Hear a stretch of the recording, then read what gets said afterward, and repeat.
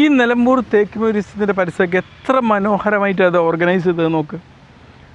തീർച്ചയായിട്ടും നമ്മൾ ജീവിതത്തിൽ നമ്മൾ 2026 മനോഹരമാവണമെങ്കിൽ നമ്മൾ ചെയ്യേണ്ടത് നമ്മൾ ഓരോന്നും ഇതുപോലെ അടുക്കും ചിട്ടയിലും അല്ലേ, എത്ര മനോഹരമായിട്ട് പ്രകൃതിയെ അടുക്കി വെച്ചത് നോക്ക്.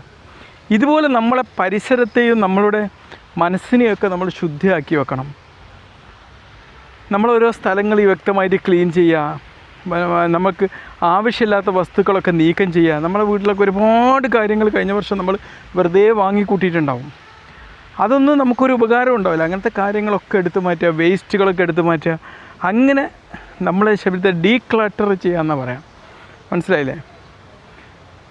എന്നിട്ട് നമ്മൾ ജോലി ചെയ്യുന്ന സ്ഥലത്ത് ചിലപ്പോൾ മേശപ്പുറത്തൊക്കെ ഒരുപാട് കാര്യങ്ങളുണ്ടാവും. അതുപോലെ ഇതിനൊക്കെ ഡീക്ലട്ടർ ചെയ്തിട്ട് നല്ല അടുക്കും ചിട്ടയിലാക്കി വെക്കുക എന്നുള്ളതാണ് നമ്മൾ ഈ വർഷം എടുക്കേണ്ട മറ്റൊരു തീരുമാനം. ഓക്കെ, അതുപോലെ തന്നെ നമ്മൾ അടുക്കും വൃത്തിയാക്കേണ്ട ഒരു കാര്യം എന്താണ്? നമ്മളെ മനസ്സാണ്. നമ്മൾ ആലോചിക്കുക, നമ്മുടെ മനസ്സിൽ അശുദ്ധമായിട്ട് എത്രയെത്ര ചിന്തകൾ അങ്ങനെ കിടക്കുന്നത്. ആ ചിന്തകളൊക്കെ നമ്മൾ ശുദ്ധിയുള്ളതാക്കി മാറ്റണം. ഓക്കെ, അപ്പോൾ ചിന്തിക്കുക, എന്തൊക്കെ വൃത്തികെട്ട ചിന്തകളാണ് ഞാൻ മാറ്റിയെടുക്കേണ്ടത് എന്നുള്ളത് നമ്മളൊന്ന് ചിന്തിച്ചിട്ട് അത് മാറ്റിയെടുക്കാൻ വേണ്ടി തയ്യാറാകും. ഓക്കെ.